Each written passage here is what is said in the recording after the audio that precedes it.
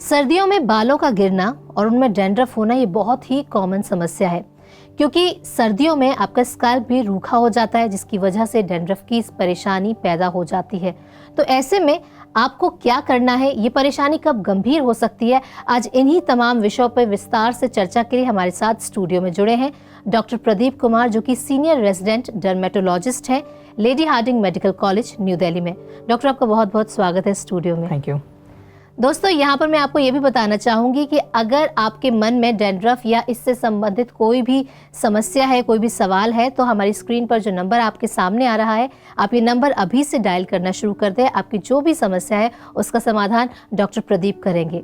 Doctor Pradeep, सर्दियों में dandruff बहुत ही कॉमन हो जाता है और कई बार ये इतना कॉमन हो जाता है कि लोग इसकी वजह से शर्मिंदगी महसूस करने लगते हैं, घर से बाहर निकलना बंद कर देते हैं और इसके साथ ही साथ और भी कई सारी प्रॉब्लम सामने आ जाती हैं।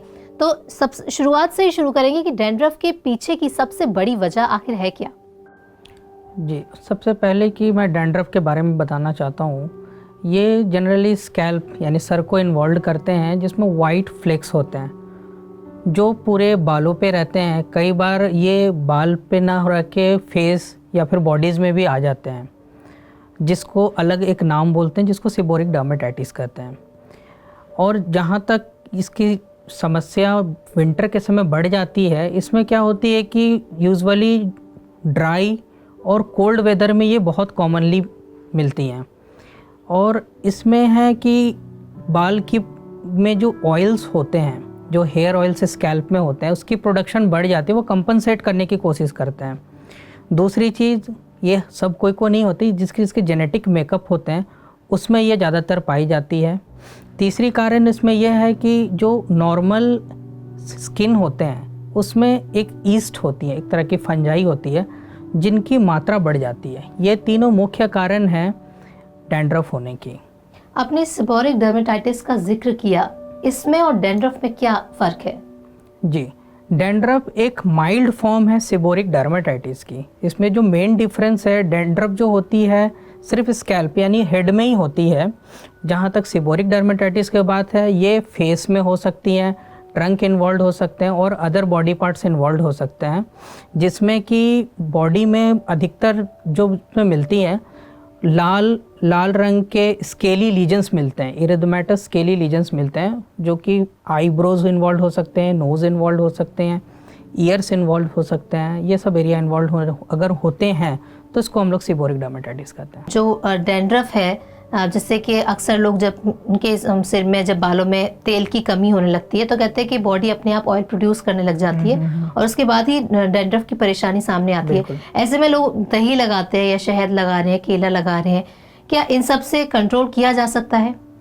एक्चुअली ये सबसे टेम्प्रोरी रिलीफ मिलती है। बेसिकली अगर आप ये सब अप्लाई करते हो तो वहाँ की जो लोकल ऑयल जो पहले से वहाँ पर जमी हुई है उसको आप हटा देते हो, तो इनिशियली आपको लगता है कि ये ठीक हो गई, इम्प्रूवमेंट हो गई, लेकिन सब्सिक्वेंटली आगे फिर आप देखोगे जैसे डिजीज़ की कोर्स बढ़ते जाती है उस समय ये वापस से आने लगते हैं।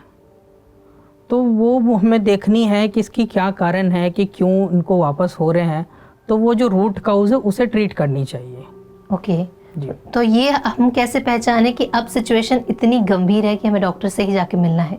बिल्कुल, ये जो डैंड्रफ होती हैं जनरली सिम्टम्स इसमें नहीं होते, ये सिम्टोमेटिक होती है। कई लोगों को ज़्यादा प्रॉब्लम्स नहीं होती।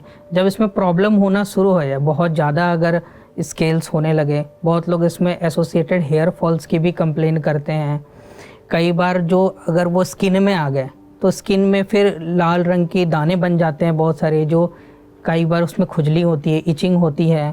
तो ये सब अगर सिम्टम्स आए तो फिर बेटर है कि आप अपने डॉक्टर से कंसल्ट करें और उसके बाद अपना ट्रीटमेंट दें। लाइफस्टाइल कितना बड़ा रोल प्ले करता है हमारे बालों के साथ, जो आजकल जो समस्याएं पैदा हो रही हैं उसमें?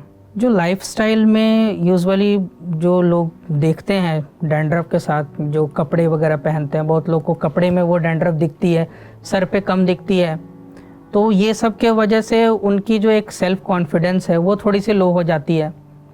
दूसरा चीज़, जिनको सिम्टम्स है, किसी को इचिंग करनी पड़ी है तो पब्लिक एरिया में उन्हें करने में थोड़ी सी झिझक महसूस होती है।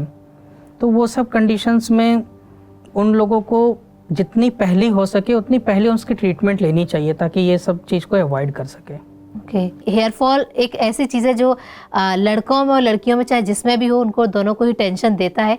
तो इस बारे में आपसे जानना चाहेंगे, आजकल बढ़ता बालों का जो झड़ना बढ़ता जा रहा है उसके पीछे क्या कारण है, कितने प्रकार के हैं और किस स्थिति में हमें डॉक्टर से मिलना चाहिए? जी, जो हेयर फॉल्स होते हैं ये normally 50 to 100 hairs per day झड़ना ये नॉर्मल होते हैं। और हेयर फॉल्स जो होते हैं ये दो तरह के हो सकते हैं बेसिकली। एक डिफ्यूज़ जो पूरे जितने भी सारे वहाँ से हर एक छोटे छोटे पार्ट से हेयर फॉल हो सकते हैं, या फिर चिकत्तेदार छोटे छोटे चिकत्ते जैसे हेयर फॉल्स हो सकते हैं। तो फिर दोनों की अलग अलग कारण होती हैं। जो चिकत्ते जो बाल झड़ते हैं उसमें जनरली ऑटो इम्यून कारण हो सकते हैं, या फिर किसी तरह का फंगल इन्फेक्शंस हो सकता है, और अदर्स वेरियस काउजेस हो सकते हैं। जहाँ तक जो डिफ्यूज़ हेयर फॉल होते हैं उसके फिर अलग प्रकार होते हैं, जिसमें पैटर्न हेयर लॉस होते हैं। जैसे मेल पैटर्न हेयर लॉस होते हैं, फीमेल पैटर्न हेयर लॉस होते हैं।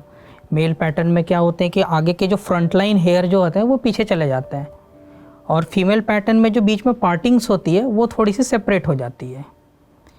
और इसके अलावा कुछ टेलोजन इफ्लूवियम एक अलग तरह की हेयर फॉल्स होती है। उसके अलग अलग बहुत लंबे समय की कोई बीमारी हो या कोई नया ड्रग्स ले रहे हो उसके वजह से भी हेयर फॉल्स हो सकते हैं। डॉक्टर, हमारे सेगमेंट में हम हमेशा हमारे दर्शकों के लिए बहुत ही अच्छी टिप्स लेकर आते हैं, तो इस बार आपसे हेयर केयर टिप्स जानना चाहेंगे जो कि आजकल के लाइफस्टाइल के साथ मैच कर पाए और सभी को अच्छे काले घने लंबे बाल मिल पाए। जी बिल्कुल। जो बाल को अच्छी मेंटेन करने के लिए हम लोग चूँकि एशियन ग्रुप से बिलोंग करते हैं, और पूरे वर्ल्ड में जो एशियन पॉपुलेशंस होती है इसके सबसे बेस्ट हेयर होते हैं, और उसे मेंटेन करने के लिए कुछ चीज़ों का खास ध्यान रखना पड़ता है। जैसे कि आपको हेयर की हाइजीन बहुत इम्पॉर्टेंट है, मेंटेन रखनी है, जिसके लिए आप हफ्ते में कम से कम 2 से 3 बार आप शैम्पू करें, जो नॉर्मल शैम्पू जो आपको सबसे सूटेबल हो। दूसरा चीज़, हेयर ऑयल एप्लीकेशंस अवॉइड करनी है। अगर आपको लगाना भी है हेयर ऑयल तो आप कोकोनट ऑयल लगा सकते हो, उसे भी लगाए तो 20 टू 30 मिनट्स, उसके बाद आप उसको वॉश कर सकते हो। और अच्छी डाइट लेनी चाहिए जिसमें जो विटामिन्स मिनरल्स ज़्यादा से ज़्यादा रहे, उस तरह की डाइट्स। कई बार एंटीऑक्सीडेंट्स ये फ्रूट्स में रहता है, सिट्रस फ्रूट्स लाइक आंवला हो गई या नींबू हो गई, ये सब लेनी चाहिए। उसके अलावा स्ट्रेस फ्री लाइफस्टाइल रखनी चाहिए, एक हेल्दी एक्सरसाइज करनी चाहिए सो दैट कि बॉडी अच्छी फिट रहे, स्ट्रेस फ्री रहे। तो वो सब सारे आपको इम्पैक्ट करेंगे अल्टीमेटली आपके हेयर्स पे, गुड लुकिंग हेयर्स पे। जी, उसके अलावा मार्केट में जो इतने सारे ट्रीटमेंट्स मौजूद हैं, जो इतने सारे प्रोडक्ट्स आते हैं, उनका क्या नुकसान है या उनके क्या फ़ायदे रहते हैं? जी, इसमें जो कुछ प्रोडक्ट्स में जो केमिकल्स होते हैं जो हार्मफुल होते हैं वो हेयर्स को डैमेज कर सकते हैं, तो उस चीज़ को अवॉइड करनी चाहिए। और कुछ कलरिंग एजेंट्स रहते हैं, बहुत सारे मार्केट्स में अवेलेबल हैं, तो वो चीज़ जनरली अवॉइड करनी चाहिए जितना हो सके। क्योंकि जो हेयर्स में दो चीज़, एक हेयर फॉल होते हैं, बहुत लोगों को वाइट कलर के हेयर्स भी आ जाते हैं, वो सब जनरली विटामिन्स या मिनरल्स या कुछ पर्टिकुलर विटामिन्स की डिफिशियंसी से होती है। तो वो चीज़ के लिए आप डॉक्टर से जाएं, वो आपको बता पाएंगे कि किस विटामिन्स किस चीज़ से डिफिशियंसी है, फिर उस चीज़ के सप्लीमेंट्स देंगे तो वो ठीक हो जाते हैं। तो जो हार्मफुल जो अवेलेबल प्रोडक्ट्स हैं, सब चीज़ को अवॉइड करनी चाहिए। आप जो नेचुरली यूज़ करते हो उसी चीज़ को कंटिन्यू करनी चाहिए। यानी कि आप कहना चाहते हैं गो नेचुरल, और जितना हो सके हम उतनी अच्छी डाइट लें, और इसके साथ ही साथ जो बाहर के केमिकल्स हैं उनसे बिल्कुल दूर रहें। इसी तरह से हम अपने बालों को बचाए रख सकते हैं। डॉक्टर प्रदीप, आप हमारे साथ स्टूडियो में आए, आपने इतनी सारी बातें हमें बताई, उसके लिए बहुत बहुत शुक्रिया। Thank you.